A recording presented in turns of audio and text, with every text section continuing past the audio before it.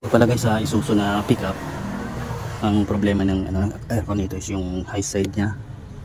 Yan yung planks nya sa high side, may leak yung high side yung planks. So palitan namin to ng uring lang. Ayan o, wala na siyang laman. Pinasuran ko, bali ang lakas ng leak nya. Bali Isuzu nga pala yan na pickup. Hanapan ko lang siya ng uring. So ito, try natin to 1/2. So yan, parehas to. Ito yung o-ring niya sir, oh, flat na siya. Flat na. So ito na lang yung ilalagay ko.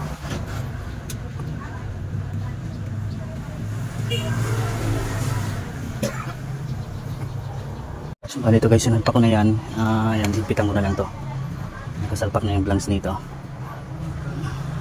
So ayan, testing na lang, pressurean ko na lang ulit. So pati dito dahil guys, ano niya, may may leak yung o-ring niya din. Itong sa niya, galing sa compressor na high side niya papunta sa condenser, may leak din to.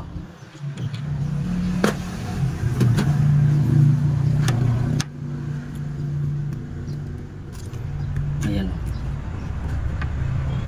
Tapos sa high side pa, kaya dadagdagan ko na rin yan ng langis. Ito rin yung isa.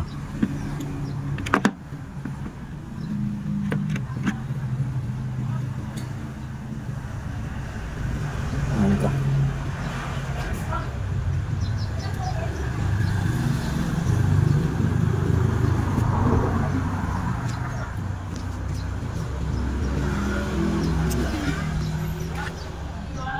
Ayan, nakalagay na yan guys. Salpak ko na lang yan. Basahin lang natin yung langis yan para yan.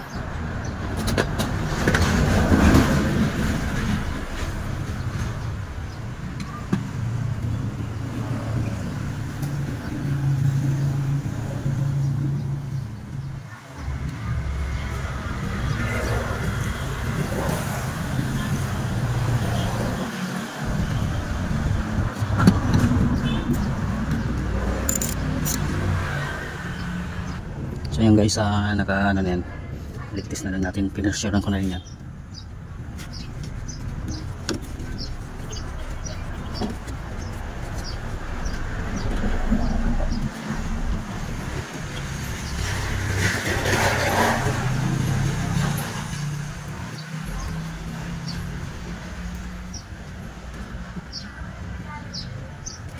So yan, kanina hindi siya umaakyat, hanggang 40 lang. Hanggang 40 lang kanina eh. Hindi siya makaakyat eh.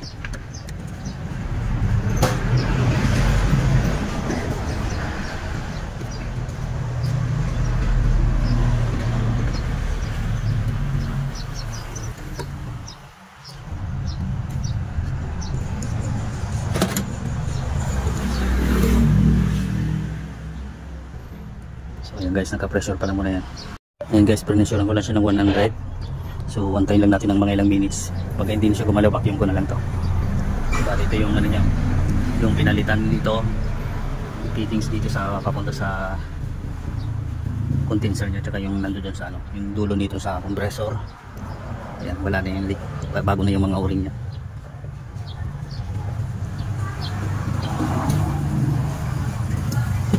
Tapos nagdagan ko na lang din yan ng langis. So yan guys, hindi na siya gumalaw, i-vacuum ko na lang to.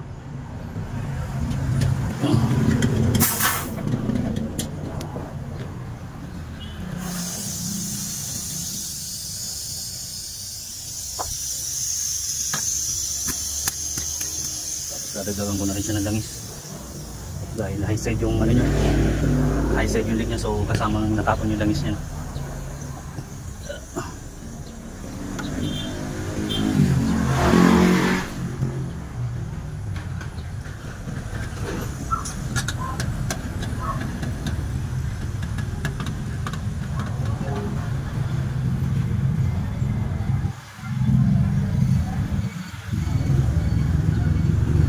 Bali ito guys, dinagdagan ko na siya ng langis. Ayan.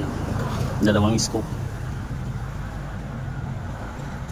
So yung kargahan na ng ganista ay ng kuya.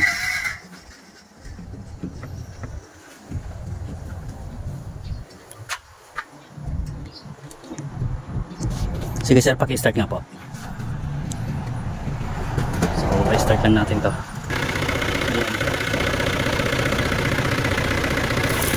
Ayan, gumana na yung aircon nya guys. Ayan.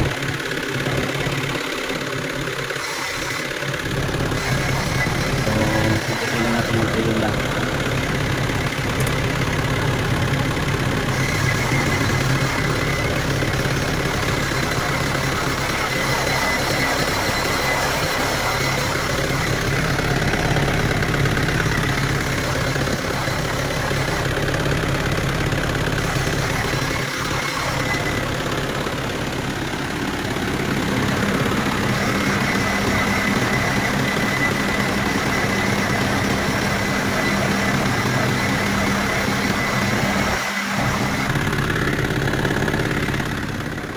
Check lang natin yung loob.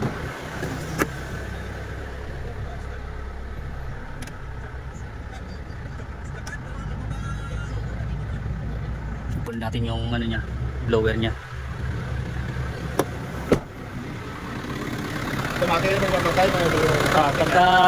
Pagka umano po siya, malamig na sa loob, mag-automatic po siya. Dahil po doon sa thermostat niya.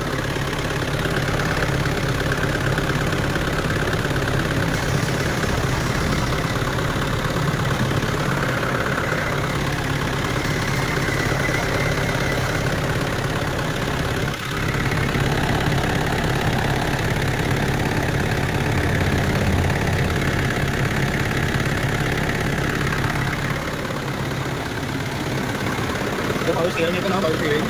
Opo. May lighting na eh.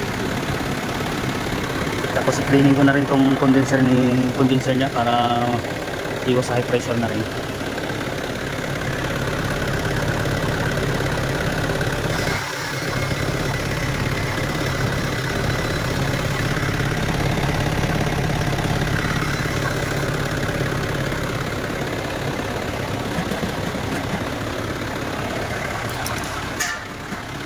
So guys, linisin ko lang muna yung condenser niya para matanggal yung mga dumi niya para iwas high pressure.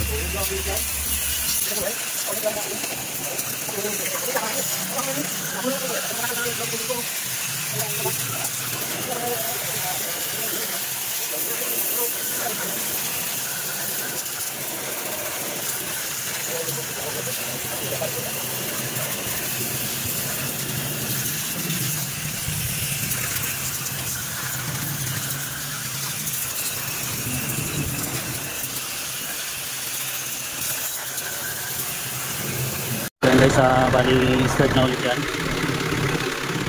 Kanin lang natin yung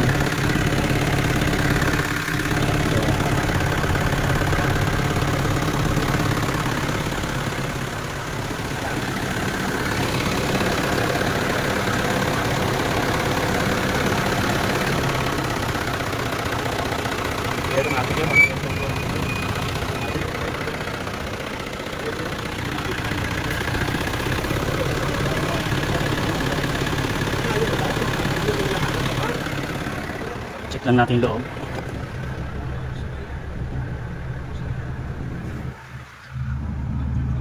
So yan guys, okay na yan, no? Sniting na yung ano niya. Yung nag-return na yung oo. So ayan, okay na yan guys. So nag-return na yung lamig niya.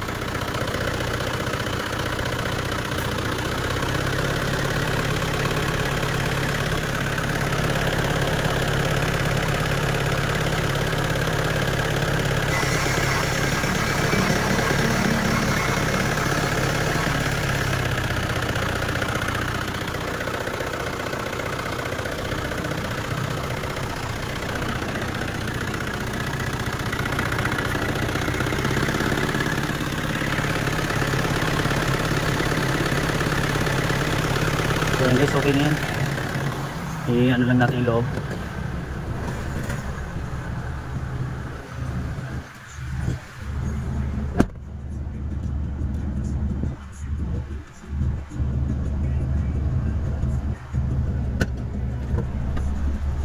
Bilang na? Oo. Okay na yun sir, kompleto na yung karga niyan. Ito na lang yung adjustan. Para sa mga electrician yan. Paano nyo na lang sa electrician sir para ano? Sigurado. Oo. Yan guys, okay na ito. Bilang kaya ito eh? For ano, 38 sir, okay yung ano niya? Okay. Oo. Ito yan? Oo, ayun sir, tumutulo na yung ano mo. Yan. Okay. O yung hindi, yung drain niya, yan o, pumapatak na o. Pag tumulo na yan, kaya yan. Ibig sabihin okay na po yun.